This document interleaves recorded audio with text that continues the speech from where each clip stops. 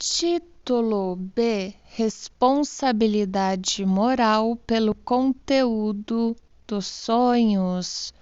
No capítulo introdutório desse livro, a interpretação de sonhos, que debate a literatura científica que trata dos problemas de sonhos, demonstrei a maneira pela qual escritores reagiram ao que se considera como o fato aflitivo de o conteúdo desenfreado dos sonhos tantas vezes estar em disparidade com o senso moral daquele que sonha.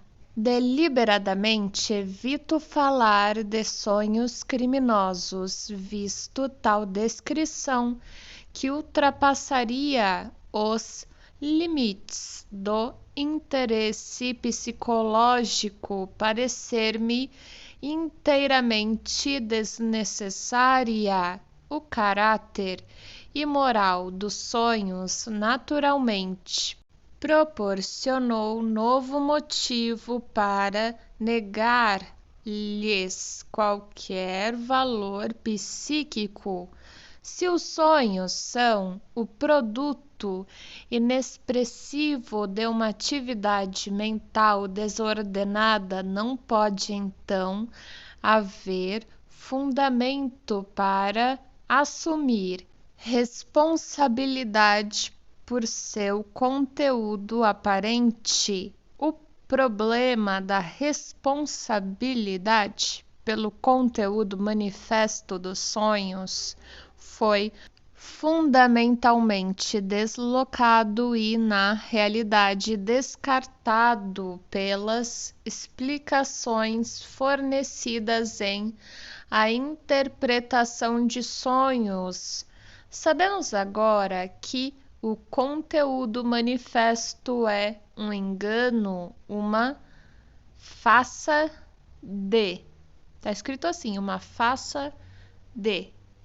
Não vale a pena submetê-lo a um exame ético ou tomar suas rupturas da moralidade mais a sério que seus rompimentos com a lógica ou a matemática.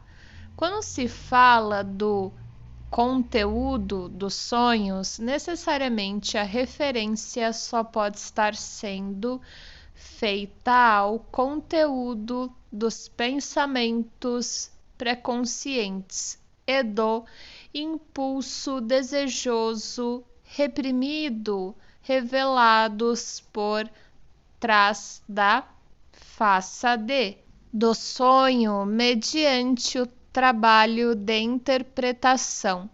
Não obstante, essa faça imoral tem uma questão a formular-nos. Ouvimos que os pensamentos oníricos latentes têm de submeter-se a uma censura severa antes que lhes permitam acesso ao conteúdo manifesto. Então, como pode acontecer que essa censura que cria dificuldades sobre coisas mais triviais falhe tão completamente ante esses sonhos manifestadamente imorais? Não é fácil chegar-se à resposta e talvez possa não parecer completamente satisfatória, submetendo-se em primeiro lugar esses sonhos à interpretação. Descobre-se que alguns deles não ofenderam a censura, porque, ao fundo, não possuem um significado mau, são inocentes jactâncias ou identificações que colocam uma máscara de fingimento não foram censurados porque não contam a verdade. Outros deles, porém, e devemos admitir a maioria, realmente significam o que dizem e não experimentaram deformação por parte da censura, são expressão de impulsos imorais, incestuosos e perversos ou de lascívias, assassinas e sádicas. Aquele que sonha reage a muitos desses sonhos despertando assustado, caso em que a situação não mais é obscura para nós. A censura negligenciou sua tarefa, o que foi notado tarde demais, e a geração de ansiedade constitui um substituto para a deformação que foi omitida.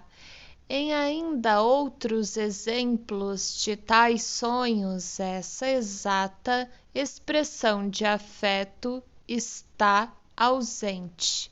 O assunto objetável é continuado pelo auge da excitação sexual, atingida durante o sono, ou encarado com a mesma tolerância com que uma pessoa desperta poderia encarar uma crise de raiva, um humor de raiva ou a indulgência em fantasias cruéis.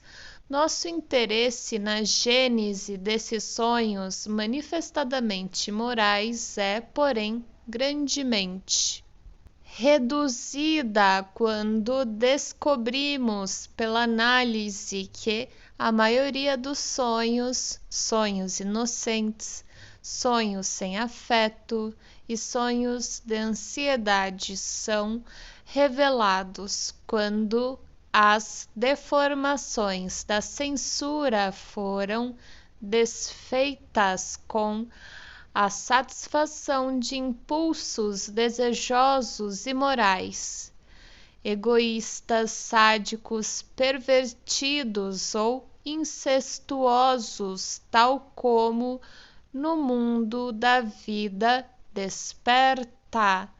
Esses criminosos mascarados são muito mais comuns que aqueles com a viseira levantada. O sonho direto de relações sexuais com a própria mãe, a que Jocasta alude em Édipo Rei, é uma raridade em comparação com toda a multiplicidade de sonhos que a psicanálise deve interpretar no mesmo sentido.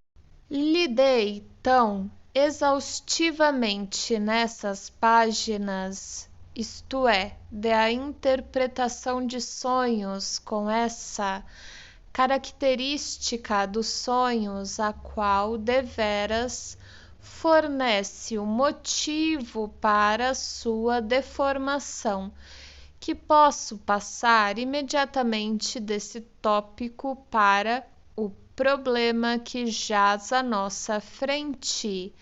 Devemos assumir responsabilidade pelo conteúdo dos próprios sonhos?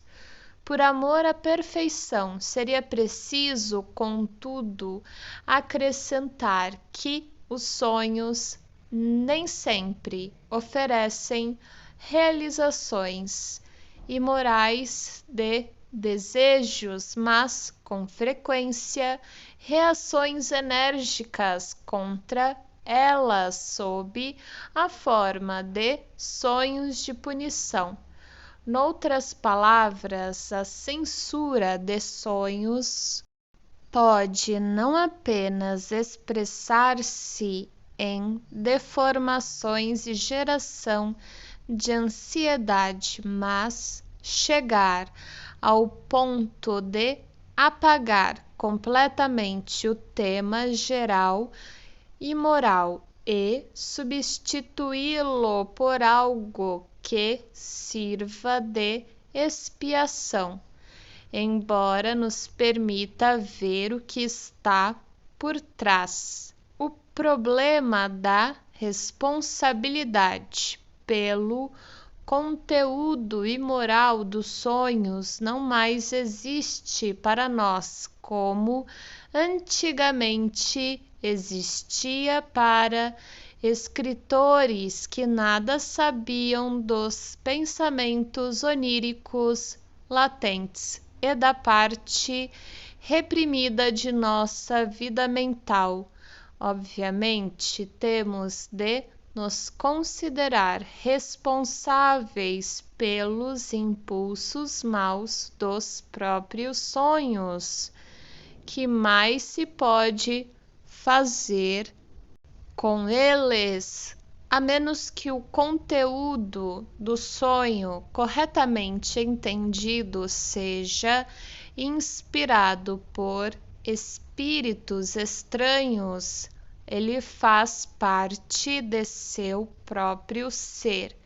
Se procuro classificar os impulsos presentes em mim segundo padrões sociais, em bons e maus, tenho de assumir responsabilidade por ambos os tipos e, se em defesa digo que o desconhecido inconsciente reprimido em mim não é meu ego, não estarei baseando na psicanálise minha posição.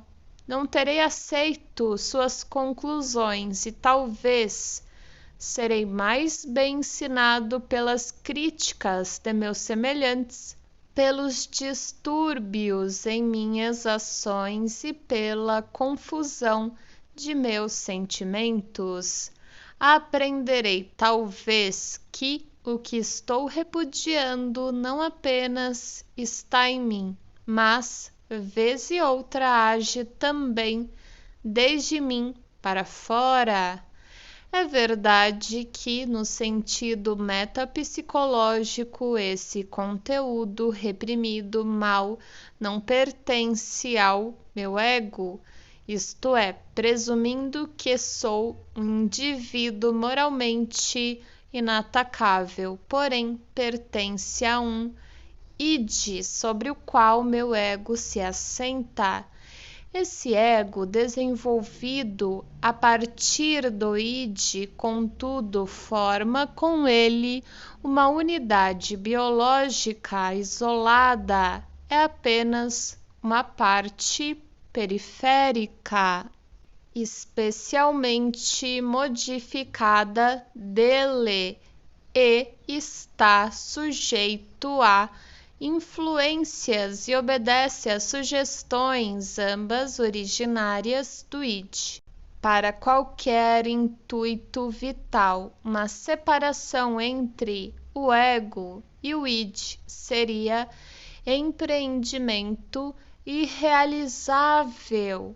Ademais, se eu cedesse ao meu orgulho moral e tentasse decretar que, para fins de avaliação moral, poderia desprezar o mal no id e não precisaria tornar meu ego responsável por ele, que utilidade isso teria para mim?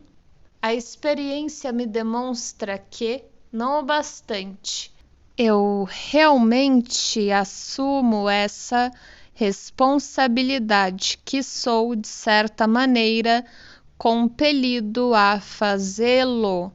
A psicanálise nos tornou familiarizados com uma condição patológica, a neurose obsessiva, na qual o pobre ego se sente responsável por todos os tipos de impulsos maus, dos quais nada sabe, impulsos que são levantados contra ele na consciência e que ele, no entanto, é incapaz de reconhecer. Algo como parte disso está presente em toda pessoa normal. É fato notável que, quanto mais moral ela seja, mais sensível é sua consciência.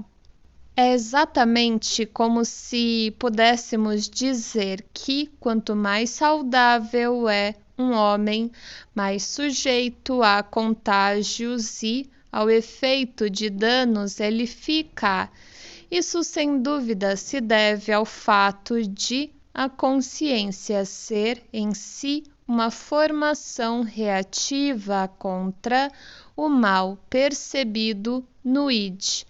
Quanto mais fortemente o último é suprimido, mais ativa é a consciência.